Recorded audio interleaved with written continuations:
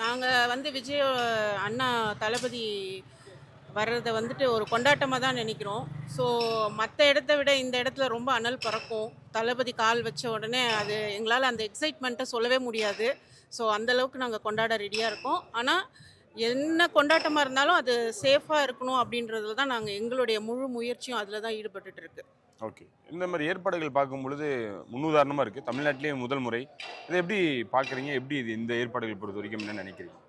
அதுதான். ஏன்னா ஒவ்வொரு இடம் போனாலும் பார்த்தீங்கன்னா, ஏதாவது ஒரு சம்பவம் பண்ணுறதுக்கு காத்துட்டு தான் இருக்காங்க. ஸோ அந்த மாதிரி எந்த சம்பவம் இந்த வேலூர் மண்ணில் நடக்கக்கூடாதுன்றதுல நாங்கள் ஒவ்வொருத்தரும் ரொம்ப எல்லாருமே பிளான் போட்டு தான் இது பண்ணிகிட்ருக்காங்க. இது முழு முயற்சி எல்லாமே பார்த்தீங்கன்னா, எங்களுடைய மாவட்ட செயலாளர் வேல்முருகனுடைய அடிப்படையில் தான் நாங்கள் பண்ணிகிட்ருக்கோம். ஸோ அண்ணா ரொம்ப சிறப்பாக எல்லாரையும் கைட் பண்ணி நல்ல முறையில் செஞ்சிட்ருக்காரு. ஸோ அதுக்கு ஒரு வாழ்த்துக்கள். அதேமாரி தளபதி அவரை சேஃபாக அனுப்புகிற வரைக்கும் நாங்கள் இந்த முழு முயற்சியில் ஈடுபட்டுட்டு தான் இருப்போம். மண்டே எப்படி இருக்க போகுது இந்த இடம்? மண்டே தெறிக்க விட்டுருவோம். அனல் பறக்கும். வார்த்தையால சொல்ல முடியாது. நீங்க பாருங்க. இதுக்கே நிறைய நிபந்தனைகள், நிறைய நெருக்கடிகள். ஆமா. பார்க்கும் பொழுது ஒவ்வொரு தடையும் பார்த்தீங்கன்னா நிறைய இப்போ நாங்கள் வரும்போதுமே பேசிட்டு வந்தது இதுதான். நிறைய இடத்துல பார்த்தீங்கன்னா வெளியிலே தலைவர் தளபதி விஜய் அண்ணா அவர்களுக்கு இடம் கொடுத்துருந்தாங்க.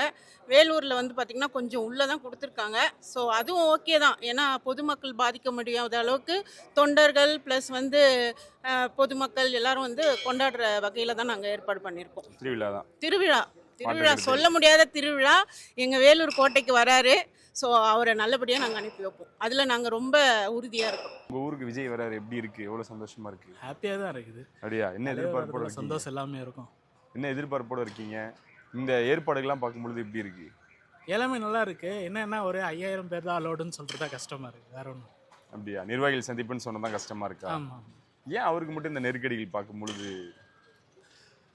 அது ஊருக்கே தெரியும். நான் தனியாக சொல்லி தெரியப்படுத்த நல்லாயிருக்கும். ஓகே.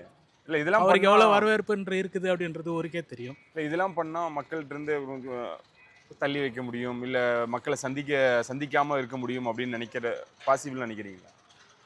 அப்படின்னு நினச்சிட்டு இருக்காங்க. ஆனால் அது சாத்தியமே கிடையாது. ஓகே. அவர் வெளியே வந்தாலே அது மாநாடு தான். இப்போ திங்கக்கிழமை இங்கே எப்படி இருக்கும்னு நினைக்கிறீங்க? கொண்டாட்டமானது எப்படி இருக்கும்? கண்டிப்பாக செலிப்ரேஷன்.